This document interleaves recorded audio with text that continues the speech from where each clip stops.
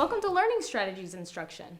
I'm a peer educator and I am very excited to talk to you today about note-taking in a college classroom. Now, I know some of you might be thinking that you already have some note-taking strategies, or perhaps some of you are thinking you already have some ideas and you're not really sure what this video could offer you. Well, let me assure you that what you are about to embark on in this video will not only help you with your skills at note-taking in college classroom, but it will also help you to build your confidence and be more successful in a college lecture classroom. To begin, let's start off with a short video. Of kings and rulers. It's produced by literate bureaucrats and Brahmins who are servants of the state. Practical knowledge is... So I can imagine that some of you experience classes similar to this, and I'm sure there are also a wide range of other classroom experiences. However, we at LSI know that the majority of the time your classes are going to be lecture-based and the material is going to be dense and delivered in a way that might be difficult to keep up with. For that very reason, we are going to cover information that we hope will provide more clarity on note-taking. Our intent is that at the end of this presentation, you will understand what it means to engage in the material, apply some type of note-taking model, and make connections within your notes, all of which will occur during class, after class, and before the next class. We are going to start at the very core of note-taking, the during class part, if you will. This is where you receive your notes in the classroom and where you do the bulk of the application with various note-taking models. Sometimes it is hard enough to even jot down the notes, let alone figure out a model to apply or how to engage and connect with the notes. This is where a note-taking model comes in handy. Today, we are going to show you 3 different versions. The first of those being Cornell Notes. Second is a version based off of Cornell, the T-chart. And lastly, a basic outline. We will also discuss symbols to use during class, how to make personal comments, and condensing notes into shorter phrases. Here is Cornell note-taking. Draw a line 2 to 3 inches from the left down the left-hand side of the page. On the right, the bulk of the lecture will be recorded. We will focus on taking notes using concise sentences, shorthand symbols, abbreviations, and lists. After the lecture, in the Q column, we will want to write anything that is considered a main idea, any questions that connect points, diagrams that help you understand the information, or any type of study prompts. After the lecture, as a review, write in the summary column at the bottom your inferences or summaries of that day's lecture. Having your notes structured and organized will help you stay engaged and connected to the material.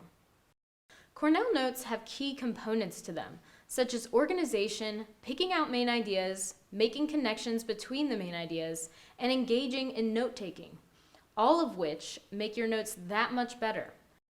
Here are a few other examples of note-taking during class. First, the T-chart, which helps to divide and conquer our notes. Using this graphic organizer makes our notes easier to read while also giving us the opportunity to record main ideas during the class. Here's another version of a T-chart with an additional column for questions. The questions could be for the professor, to look up in your textbook, or simply to help you think beyond the in-class information. We look at our last method for note-taking, the outline. This may not be very new to some of you, and perhaps this is a version of note-taking for those who have an aversion to T-charts. An outline can still allow for the connecting of ideas and engaging with the material.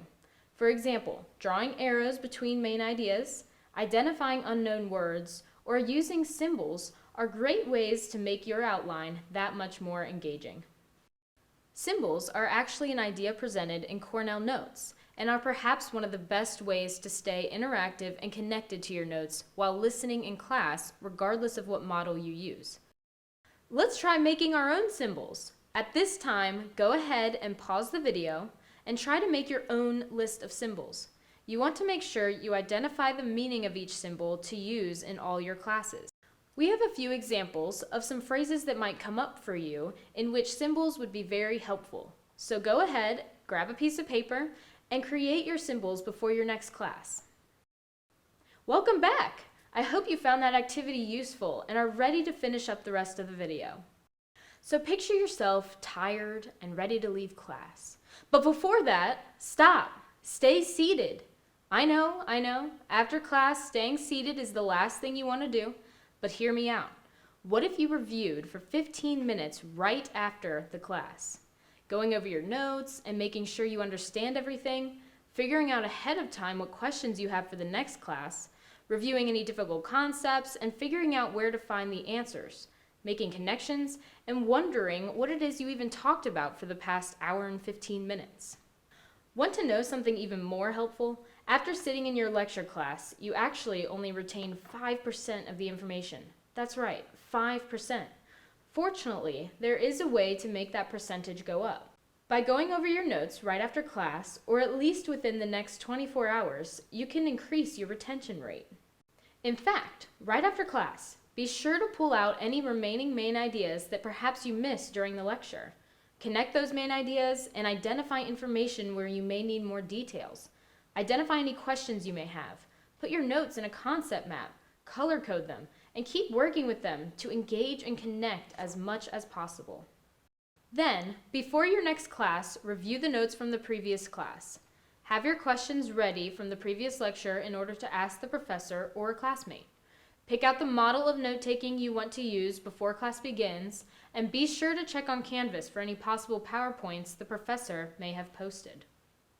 I promise that if you follow these steps and figure out a note-taking strategy that works for you, while also figuring out how you can engage and connect with your notes, you'll be on your way to getting that good grade you've always wanted and always known you could achieve.